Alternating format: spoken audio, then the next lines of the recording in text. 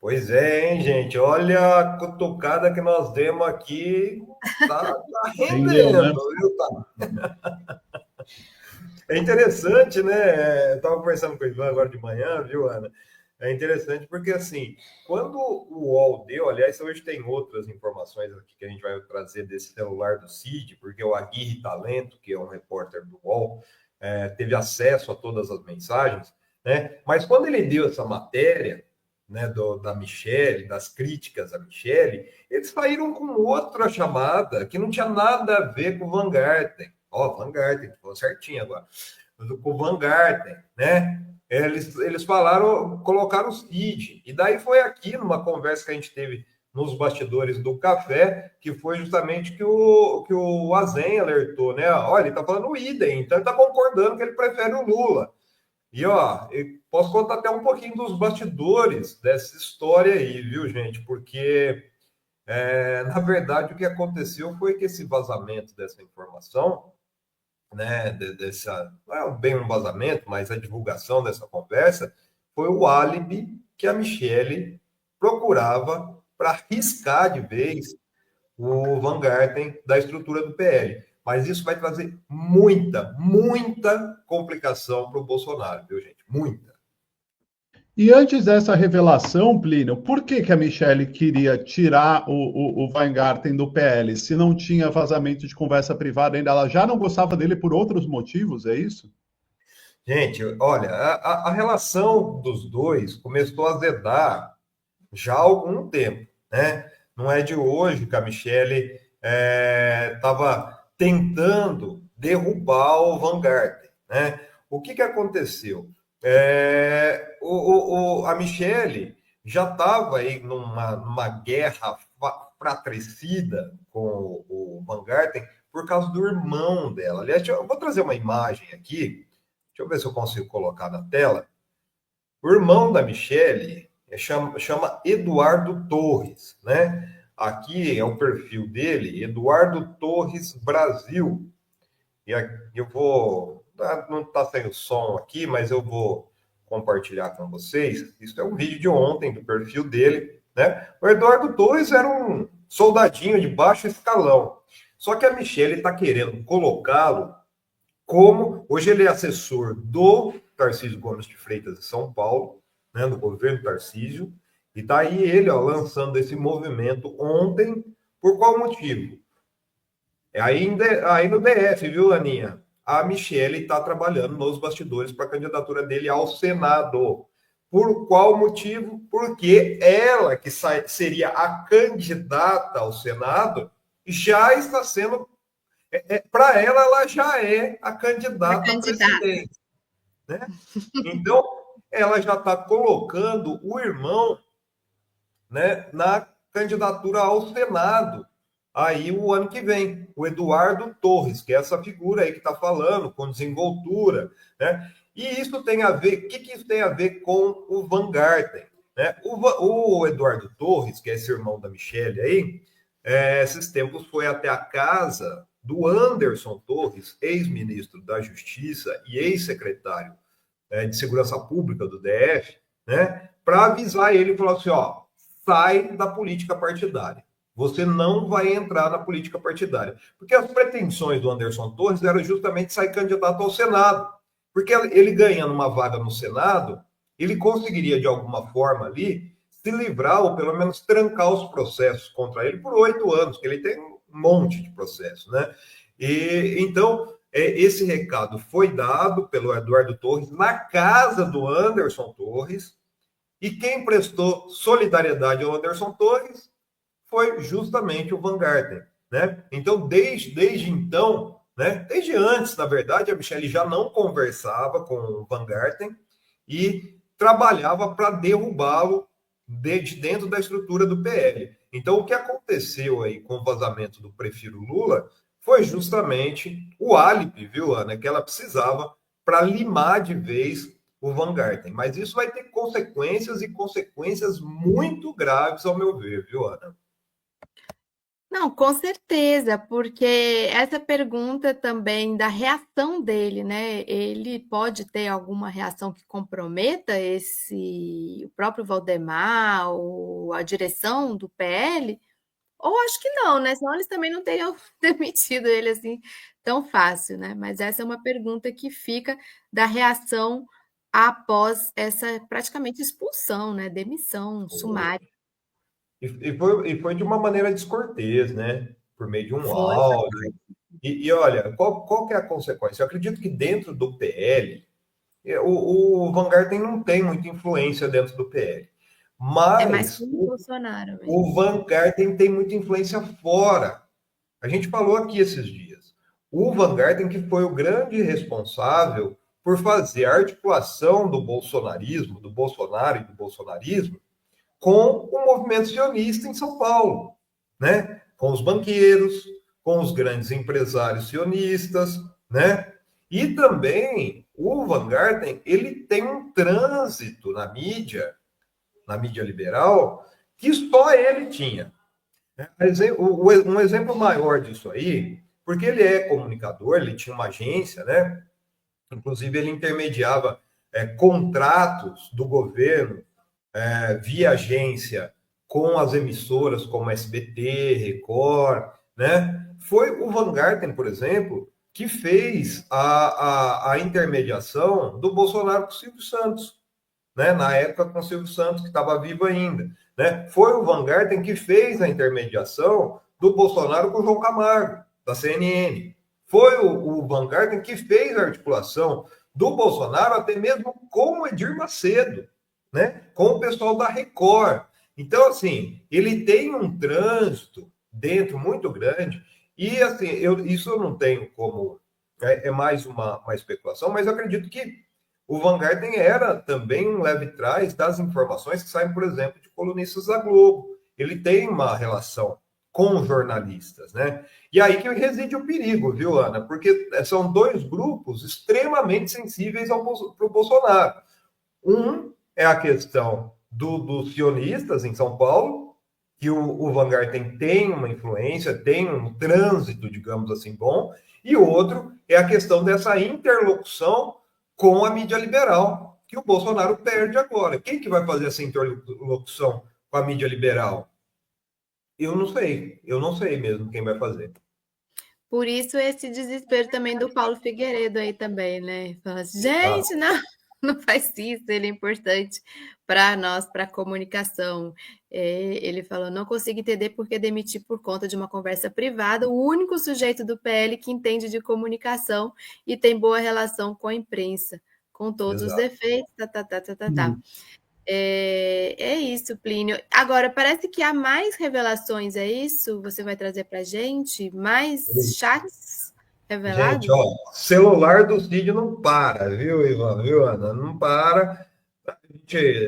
O Aguirre Talento teve acesso a todas as mensagens, tudo que tem dentro do celular do Cid.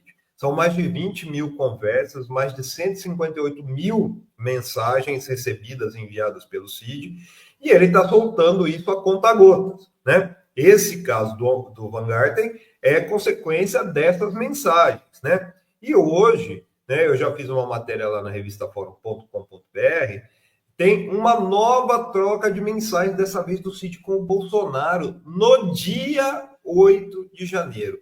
E é incrível, olha, isso é incrível realmente, porque o Bolsonaro ignora totalmente. Na conversa do Cid com o Van Garten, foi com o Van Garten, isso, com o Van Garten. O Van Garten pergunta se o presidente está sabendo, né, o que está acontecendo. E o Cid diz que enviou as mensagens para o Bolsonaro, mas que o Bolsonaro não tinha respondido. O Bolsonaro foi que responder as mensagens do Cid, saiu hoje nessa matéria, está lá na revista fórum.com.br, que só às 19h04, só às 7h04, quando já estava tudo controlado no 8 de janeiro, isso que o Cid alertou, ó, ele diz aqui, inclusive, ele fala assim, ó, o povão invadindo o Congresso, daí é povão, não é mais aliado, viu, gente? O povão invadindo o Congresso. JP, que é Jovem Pan, e CNN não estão transmitindo. Essa mensagem aqui, Plínio, ó, começa com essa aqui, né, na matéria que está lá fora. Explica para a gente essa primeira mensagem, a gente vai passando uma a uma. Essa primeira mensagem, olha, isso é interessante também, porque é uma transmissão ao vivo, QGEX Brasília ao vivo. Gente, isso às 15h49. O que é QGEX, né? É o QG do Exército em Brasília. Então, provavelmente, é uma transmissão que foi feita pelos golpistas que estavam lá ao vivo, né? O Cid passou para o Bolsonaro isso, era 10 para as 4. Depois ele seguiu, né? Foi falando ali, ó. Povão invadindo o Congresso, JP e CNN não estão transmitindo. Isso 4h12 já. Daí, às 5 para 6, ele manda um link do Metrópolis. Às 7 horas, daí ele avisa o Bolsonaro, Lula decretou intervenção federal no DF e fala, interventor será o SEC-EZ do MJ. Que é isso? Em que o Lula colocou o Ricardo... Nossa, agora fugiu. Capelli, né, que era o número 2 do Dino, à época ministro da Justiça, na intervenção ali para justamente conter os golpistas. E olha a resposta sórdida do Bolsonaro, gente. Olha, eu não queria ser amigo do Bolsonaro nunca, né? O Ibanez, com grafia errada ainda, né? Porque Ibanez é com S no final, o Ibanez perde.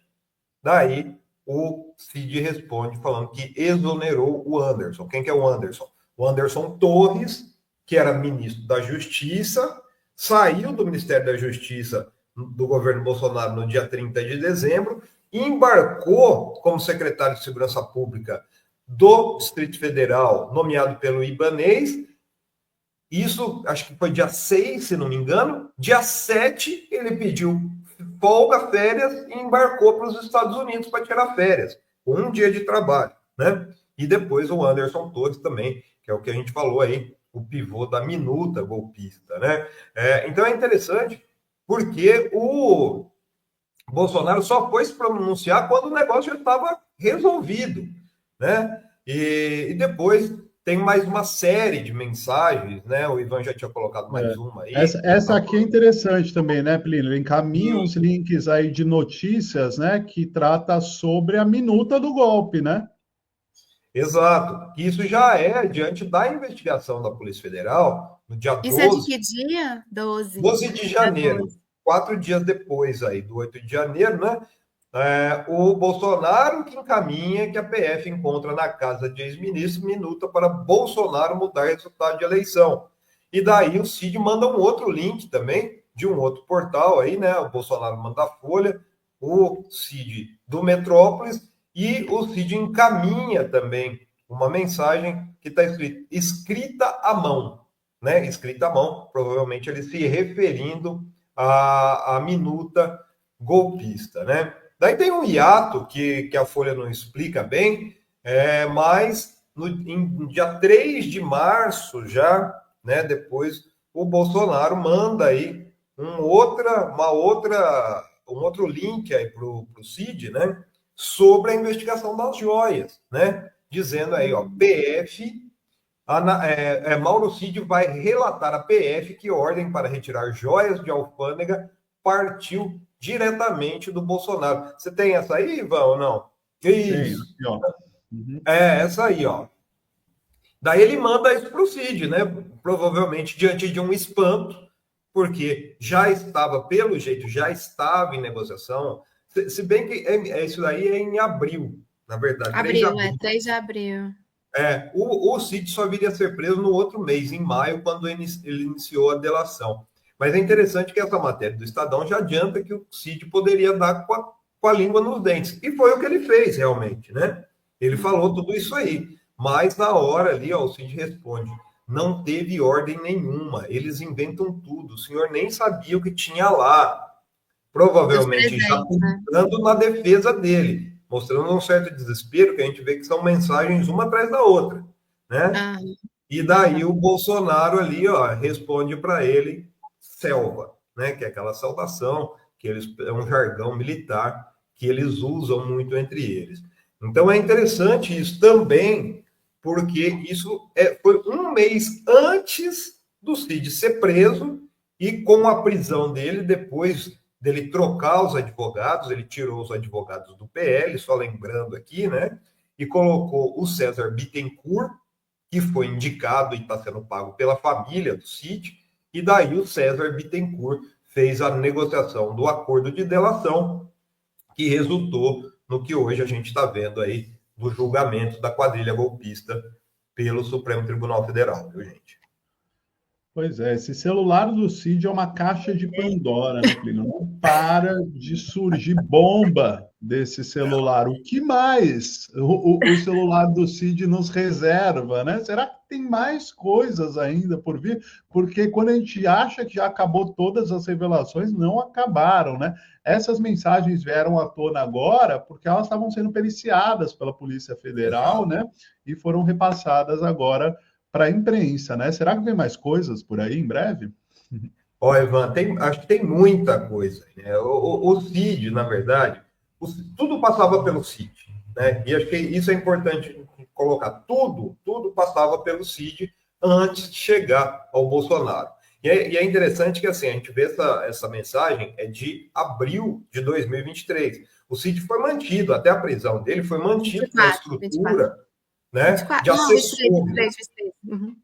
né, na estrutura de assessores ali do Bolsonaro. Ele foi mantido até a prisão, né, como um assessor, e ele que fazia interlocução com os outros assessores e com pessoas do gabarito aí, do Van Garten, né? Muito provavelmente tem mensagem do Cid trocado com os filhos do Bolsonaro, muito provavelmente tem mensagem do Cid trocados com o Valdemar da Costa Neto.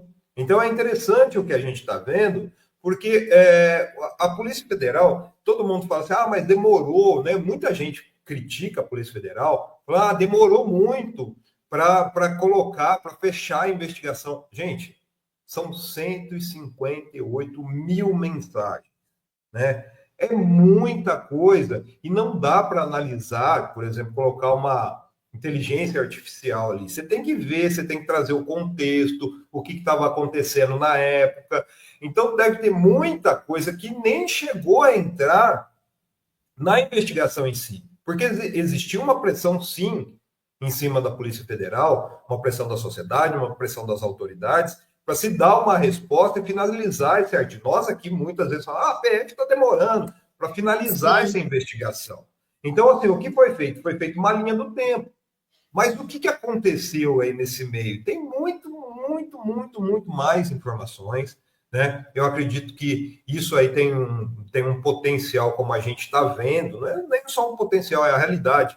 Essa demissão do Van Garten foi por causa de uma troca de mensagens lá de 2023, gente. Então, assim, vai incendiar o ninho bolsonarista. E é interessante, a gente tem revelado isso já há algum tempo, né? O estado de tensão permanente que eles estão vivendo, essa cúpula do clã, né? É traição, é articulação nas costas do Bolsonaro, é aliado próximo traindo. Eu não duvido nada. É filho para bancar nos Estados Unidos. É filho para bancar nos Estados Unidos, né? Eu não duvido nada que daqui a uns dias aí vai sair uma troca de mensagens e colocar o próprio Valdemar da Costa Neto, que tem muitas divergências com o Bolsonaro, muitas, tá? Não publicamente, mas assim, por exemplo, em 2022, né, ele teve muita divergência em relação a apoios, que vai implodir a relação do Bolsonaro com o Costa Neto. E hoje o Costa Neto é uma das poucas pessoas ainda que nutrem aí de uma certa confiança do Bolsonaro, viu, gente? E tá traindo também.